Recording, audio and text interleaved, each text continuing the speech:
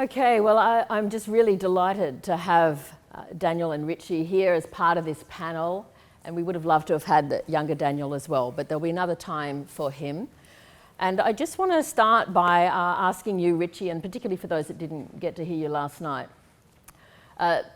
your name obviously isn't a porn star name, as some of us had thought, Richie Hardcore. It would have been a great porn star name, but I'm glad you were. I probably have a lot more money. Do you want to just explain what your name means and why you adopted that name, and tell us some of the work that you've been doing around dismantling, deconstructing unhealthy ideas about masculinity in the last few years? Yeah, sure. Hi everyone, thanks for coming today, and thanks for having me on your panel. I really appreciate it. Yeah, hardcore is my ring name. I used to be a professional kickboxer. And hardcore is also a style of music that I grew up in the culture of. I used to do a radio show called Viva la Hardcore and have been involved heavily in the music scene and the Muay Thai kickboxing scene for a long time. And I ended up changing my name legally when I was 26 because I thought it would be funny, and I never thought I'd be an educator around pornography. And it's still funny. It's still funny, yes. But the counterculture which I grew up on is very formative for me, and the music that I've grown up listening to introduced me to concepts around feminism and gender equity and animal rights and challenging capitalism, and that's what I decided to pursue when I went to university in my mid-20s.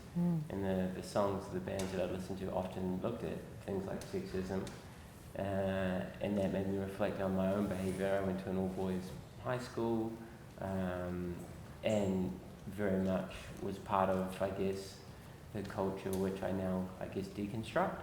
You know, like I grew up with pornography and consuming pornography and gym locker room talk and banter and all that, but the more that I got educated explicitly around those things, the more it made sense to me that it doesn't work for men or for women, and if we want to end violence, then we need to start with ourselves. And I guess I was sensitive to that because I grew up with a degree of violence in my household. My father is an alcoholic and in recovery, and I love my dad, and he's made a whole lot of changes. But childhood was difficult, and that was very formative for me. And so fast forward to now, I work with a whole range of different organisations in New Zealand. I work with our government's Ministry of Social Development. I do a lot of contract speaking for them, and I'm just developing actually a workshop that I was talking about last night, where we get MMA coaches and Muay Thai coaches and kickboxing coaches to run workshops for other kickboxers and fighters. But at the same time, we've got 3 speakers, myself, a gentleman called Peter Thorburn, a guy called Mateo Brown, who are mental health workers and anti-family violence workers, to also impart some knowledge and some countercultural ideas around masculinity and being vulnerable and talking about things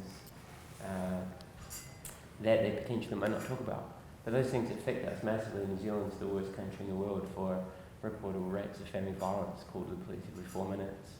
You know, some around sexual violence are similar. So we're trying to take the mountain to Muhammad, as it were, because the sort of guys who go to a kickboxing gym aren't necessarily going to be the sort of guys who are going to come to this conference, are they?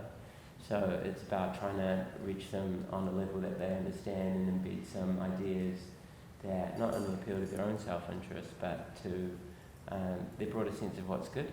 Because I've come to understand now that I work with guys who have been offenders, that offenders are made just as much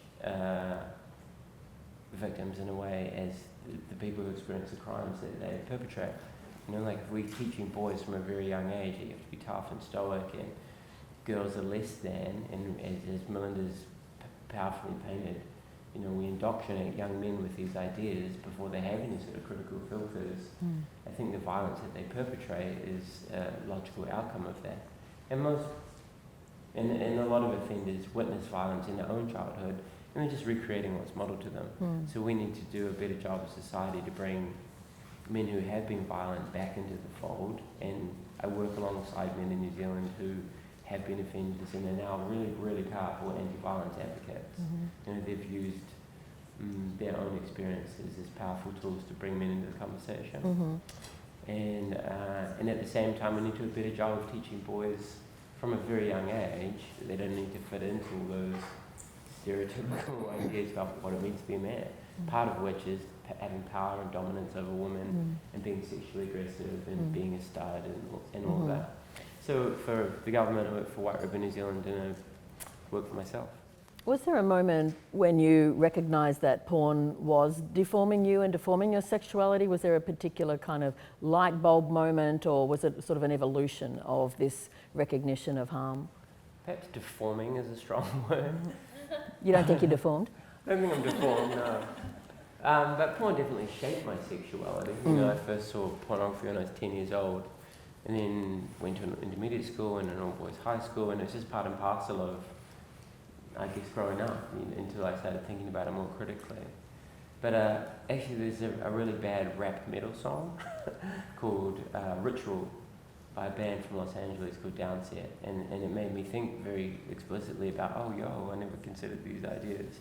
And it talks about like 1 out of 3, and they say my sisters are free, incarcerated by misogyny and all this sort of stuff. And I started reflecting on what I'd been consuming, and started, we were talking about it last night, I started Googling feminism, started Googling pornography.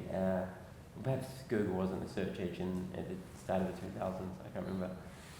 And I started reading work of Robert Jensen and whatnot, and made me start thinking about my own sex life and how I had sex, and it was very really about like making love, and it was more about like being hot and being performative and athletic, and I had to have sex for an hour, which is very hard to do. Even as a porn star. Even as a porn star, Yeah.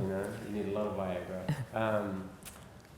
And yeah, I had to unpack that. I had to understand that sex was more than about not just on the bedpost, and about connecting with someone emotionally as much as physically. And I think that's a shame that a lot of young men don't get to understand that till they're much older in life.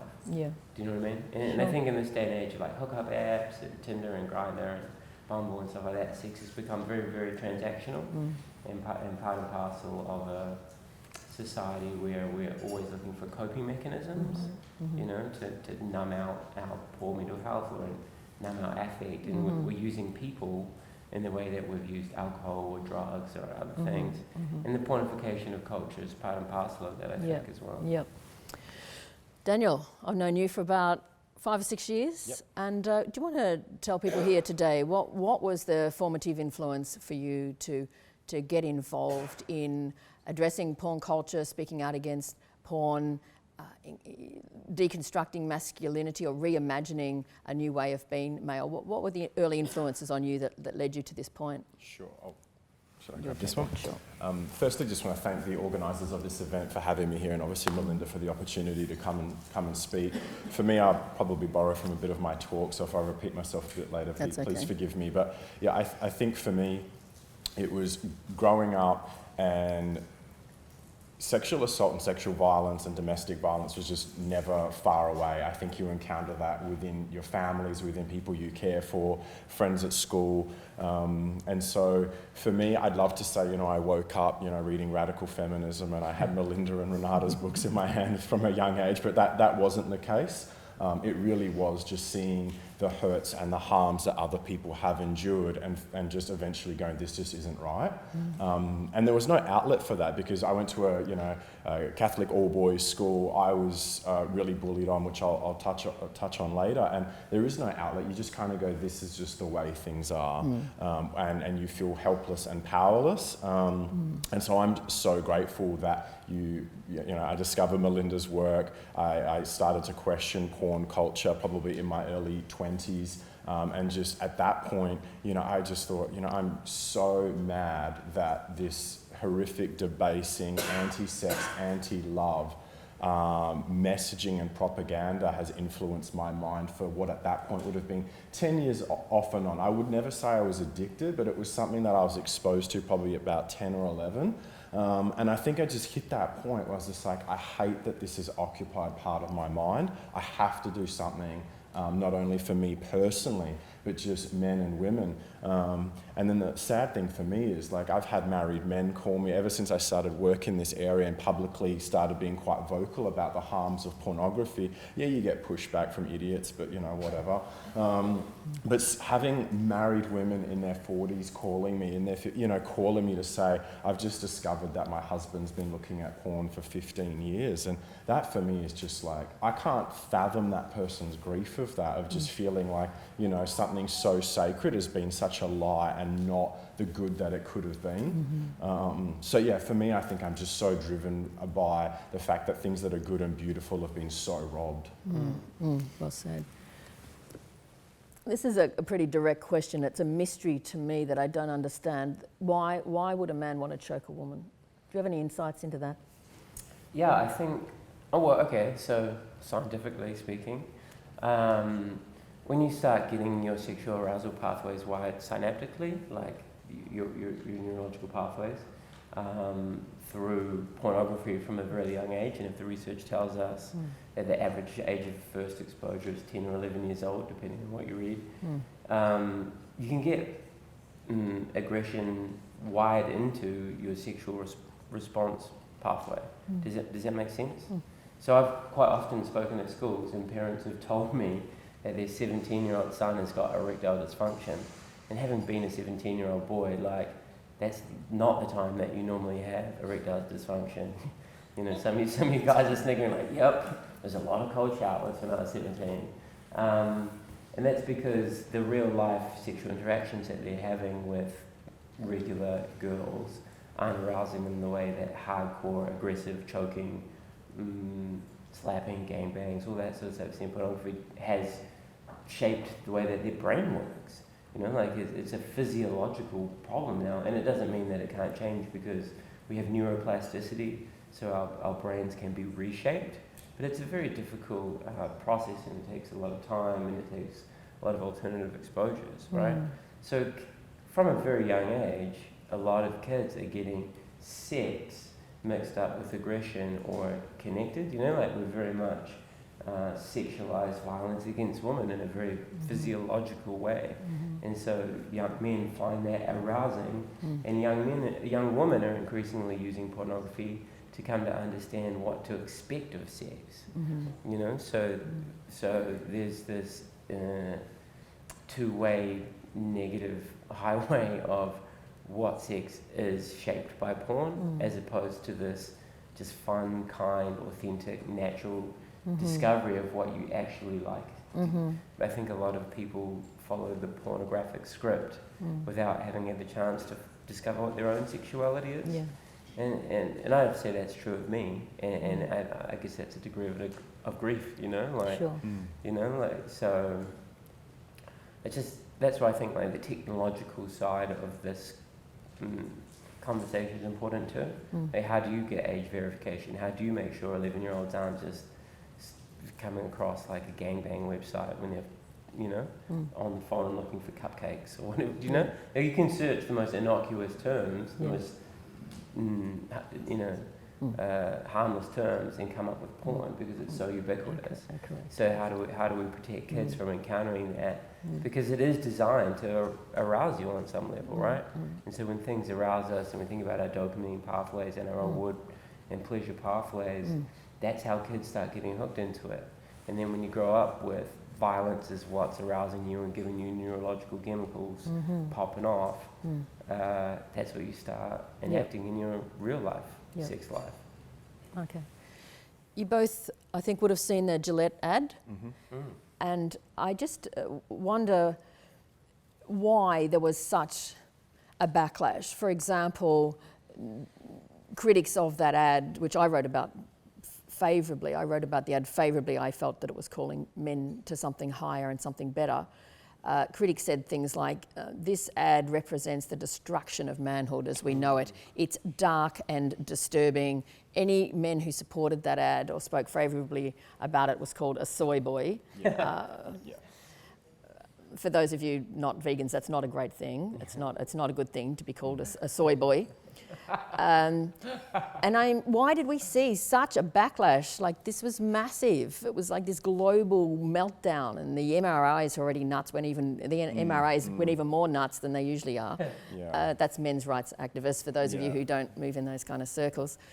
Why do you think that was? Sorry, I'm smiling. I just find all of this just so hilarious. Yeah, I don't think it's working. I think it's the patheticness of it that I find so hilarious and sad. Because these are the same men who call other people soy boys, tell people that they're sooks, that they get so upset, like, don't be so offended, toughen up. And here they are, shrieking like banshees, because heaven forbid someone's encouraged them to be the best that they could actually be. I mean, the irony of that, I hope that's not lost on anyone, that these are the same men who think we should toughen up, not be so offended as a society, are the most offended group of absolute soy boys I've ever seen.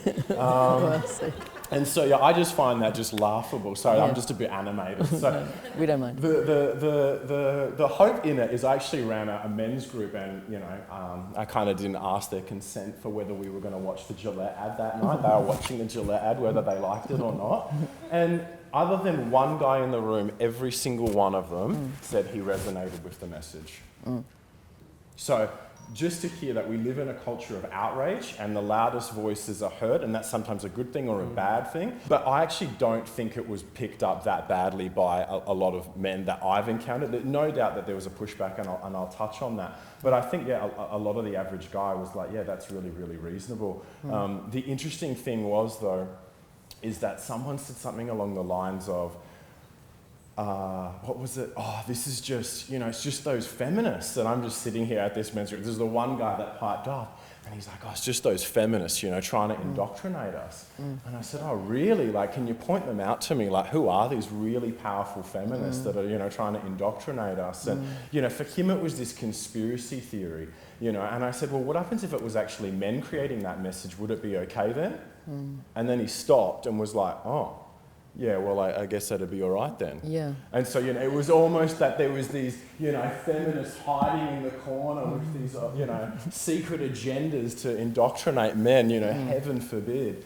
So I found that kind of interesting, and there is definitely a pushback, and there is definitely, and I've encountered it, you know, in different friendships groups where they see this, you know, vision of masculinity under threat that they're trying to hold on to, and they can't hear it. And to kind of echo what Richie said last night about trying to find a language, because this is the thing that does my head in. It's like when we use the word toxic masculinity, we're not saying masculinity is toxic. It's like if someone says that water is toxic, that doesn't mean water is bad, but that water is actually poison, don't drink it, you know. So it's describing the particular water, not water, period.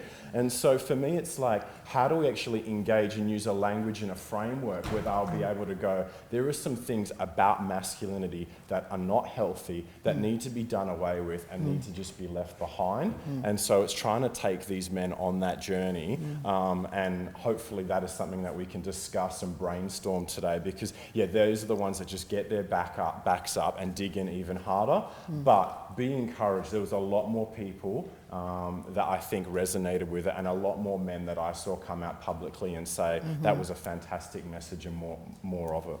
Great. You mentioned needing to take men along on the journey. How do we do that? Because often what happens in our experience is we get a men, there's usually one in every audience, who say, what are you doing for men? Yeah. And we say, what are you doing for men? Like my patience has kind of run out a bit on this one.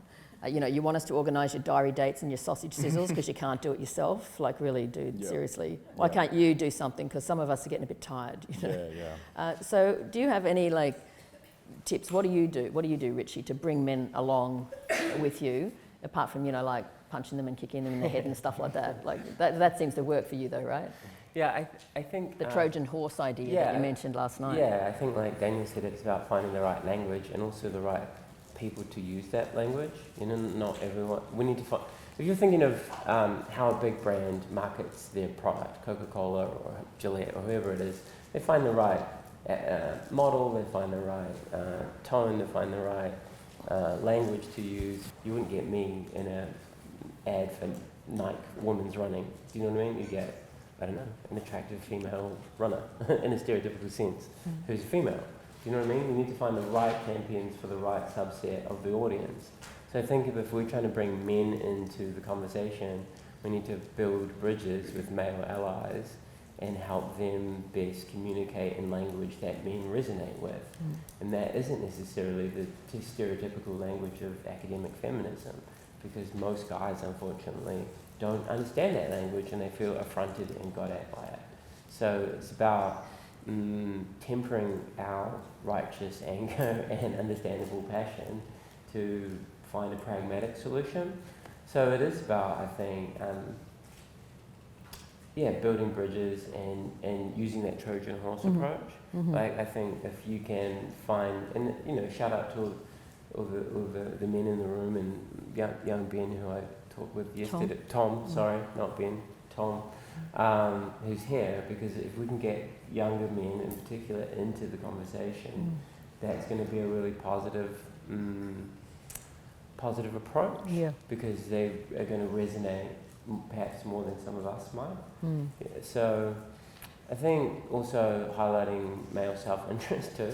Like, if you look at the data, it tells you that stereotypical conceptions of masculinity, and the more we buy into it, are bad for us, the more bad mental health we have, and that we actually live shorter lives. Those sorts of approaches too. I was talking with my girlfriend who came to the presentation last night. She said, "You've really changed in 2 years. You give guys a much fairer go." Because when she first started watching me present, I was all like, here's all the doom and gloom statistics about the crime and violence that men create. But I've come to understand that we need to build bridges, and sometimes by making men, I think not making men, but I think men can feel alienated or like got at because they're unaware of privilege. They're unaware of the privilege that they have just by being a man. When they don't have an academic understanding of that, you have like a kind of like, not me, not all men.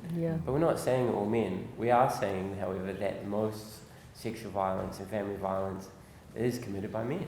That's just a statistical truth. Although most men are not violent. However, it takes all men to change the conversation and all men to change the culture from which that violence emerges. Does that make sense? So I think it's about getting the men who are silent, the non-violent men, which is most of us, to use their voice. And by doing that, we're going to shift the culture from which tangible violence emerges. Okay. Daniel, do you want to share what you're seeing in schools and how you're trying to reach out to boys in schools to reimagine another way to be male, and what are some of the positive responses that you've seen in the last couple of years? Yeah, absolutely. Thanks, Melinda. Yeah, it's a real privilege to be able to speak in schools and just push back. And I guess like my hope more than anything is to try and just tear holes in their framework, in their kind of paradigms about sex, relationships, what love is. And so, I'd love them to walk away and never look at porn again and only have healthy relationships. My hope really is to tear some holes in their constructs, because they will encounter it. It's only a matter of time where they see the harms for themselves or those that they love and care for. So that's my hope and what I try to, I guess, stir up when I'm there. And I think the good thing is, there's not been a time where we haven't had people respond afterwards. Everyone can be quite, what teenagers are like, quite scared during the sessions. Hard to get a vibe from 15-year-old guys where they're resonating with this. It's like, as Melinda and I joke, we don't really get kicks from talking to 15-year-old boys about sex and porn. Like, there's far better things I'd like to do with my time. But the incredible thing is just having them come up afterwards and the ones that say, they just resonate with it. They see it, they've seen the harms. And I think what they're seeing is when they see their friends being affected by it. That's, either themselves or their friends, and they've cottoned on, they've woken up and gone, this has to stop, this has to end, we got to do this differently. And so I think, there is some boys in there who are waking up, and I'm so grateful for that. I think girls are obviously waking up faster because this affects them and harms, and it crashes into their world so much quicker, and the consequences are so much worse. So we always get a great response from young women, but encouragingly, there is more young men who just want to push back on it.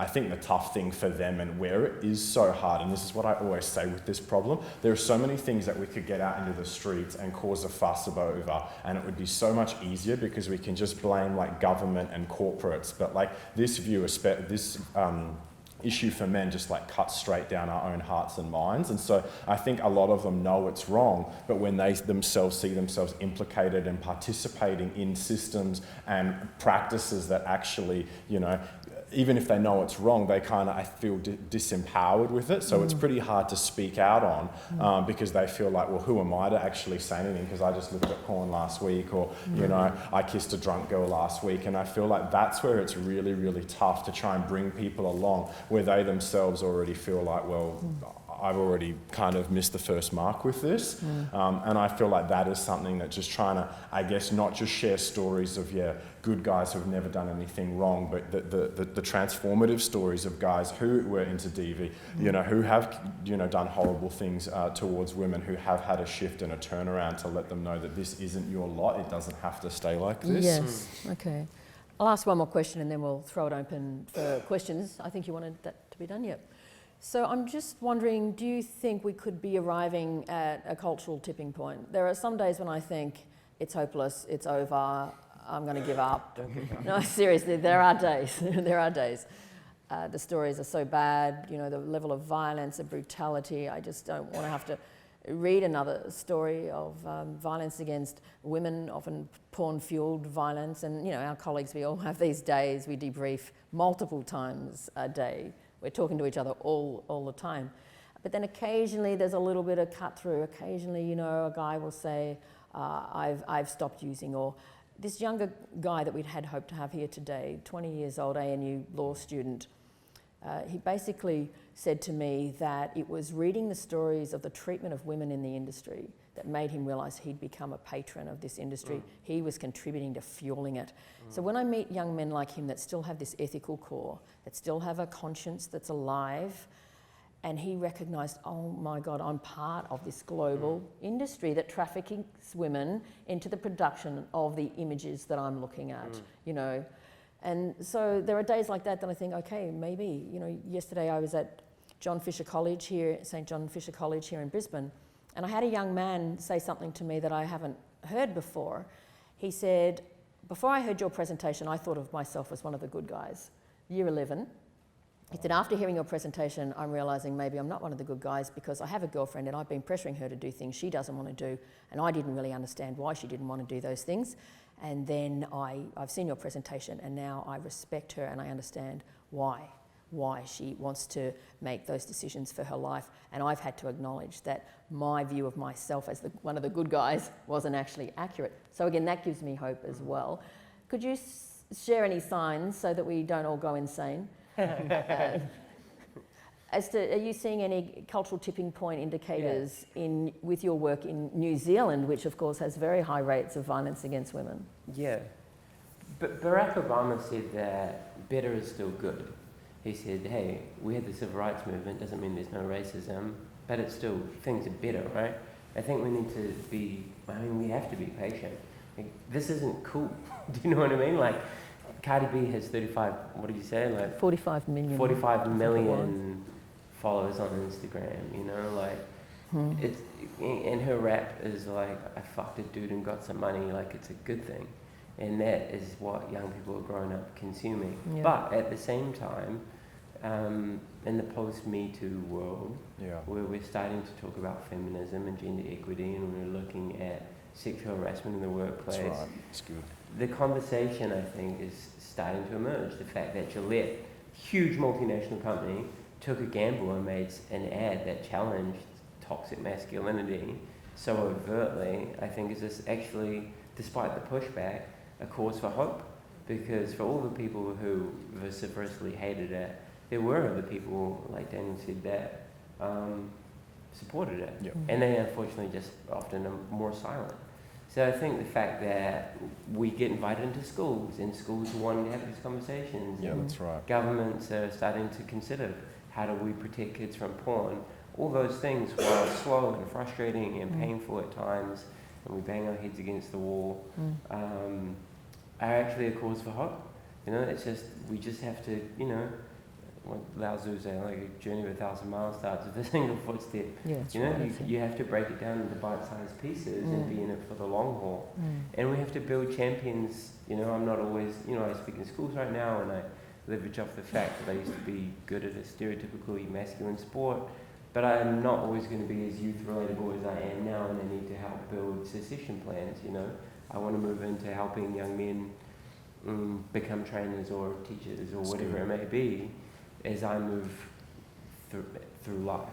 Do you know what I mean? Sure. And over that course of time, things I'm hopeful will change. You know, the fact that we're here talking about this is a really positive thing. The fact that I mean, you're clearly younger than I am, you know, and you've got that other gentleman, Daniel, who's going to be here, who's only 20 years old. Like, those are all causes for optimism. Yeah. You know, I was just saying last night, I just was on tour with a huge heavy metal band through Australia, a band from England. Spoke at 5 different concerts to over 10,000 different audience members, and I was inundated with regular guys sending me messages on Instagram or coming up to me at the concert saying, thanks, never thought about it like that, or I'm a dad, I've got 2 daughters, really appreciate it. You know, like, when we break it down for dudes in particular, they actually do resonate with it, and they do want to change things, and it's about just having to be patient. Yeah. You know, it's not a sprint, it's a marathon. Yeah, for sure. Daniel, do you want to share some signs of hope? Do you think young men, particularly in the schools that we've been going to, are starting to recognise that, yes, the culture is toxic to girls, but it's harmful to them as well? Are you seeing signs of that? I think for me, that's where I think it'll shift first is, and Richie touched on it, the self-interest. And, you know, I don't think that's ideal, and I'm going to touch on that a bit later, but I think that's where it will come first. When porn-induced erectile dysfunction numbers just continue to increase, you know, and given how much traditional concepts of masculinity are connected to virility and sexual prowess, like, this will be the first thing. But yeah, I think guys are waking up. I want to touch on also other, like, you know, we've got people like Terry Crews, who's a massive, massive following. He's got millions of people. He's been so publicly outspoken about coming out against porn. And we've just had another very famous basketball player, Lamar Odom, who's come out and said he's quit porn. Like, and for me, you know, again... Russell Brand? Yeah, Russell. So there actually is, you know, and it's just what I really appreciate, in particular about like Russell Brand as a point of difference from like very strong African-American, like hyper-masculine dudes, which is great. Like, we need guys like that to come out and say like, you know, I'm done with porn, I'm done with this kind of stuff. But I think you're trying to find champions that don't all look the same. I was telling Melinda, I was so stoked when I found out this guy existed. Because as you can see, we dress a little bit differently. We don't look the same. Like, I kind of know who my audience kind of is and who I can resonate with. I'm not going to be going, like, I actually love Rage Against the Machine. Like, I love metal, but I'm probably not going to be going to too many underground punk kind of spaces. I'm not going to be going to Muay Thai clubs. Like, I'm going to be sitting with inner city sipping kind of, you know, latte sipping, champagne drinking dudes, and just talk to them about how do we smash the patriarchy, you know, over a nice Chianti. That's kind of more my style. But I love that. We need champions of change that look different, and I'm hoping, you know, that as we push back on traditional forms of masculinity, we'll actually bring more and more men into the fold and actually say, this is what it looks like to stand for healthy masculinity. And instead of just like Terry Crews, you know, it'll be lots of different people across the spectrum. And I think that's actually happening, and that's where I'm excited and energized by that. Great.